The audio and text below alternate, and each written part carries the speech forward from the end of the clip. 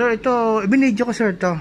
Katibayan ko ng, katibayan mo sa akin yung 2 months warranty mo, okay lang. Sure. Naka-video.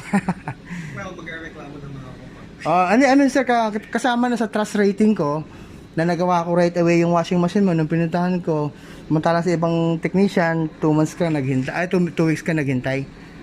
Yeah, yung original na Samsung, yung pyesa nila problema. Actually sir, dati nga akong technician sa service center, hindi naman din maiwasan talaga may problem sa availability. So, thank you so much sir. Then 2 months warranty, yan, katibayan mo to sa akin ng 2 months warranty. Kapag bumalik sir yung same problem na ayaw pumasok ng tubig, babalikan kita ng walang bayad. Pero sir, 99% sure ako, another 3 to 5 years yan. Ganda eh. Basta sir, wag nyo lang gagamitin ng mahina yung water supply.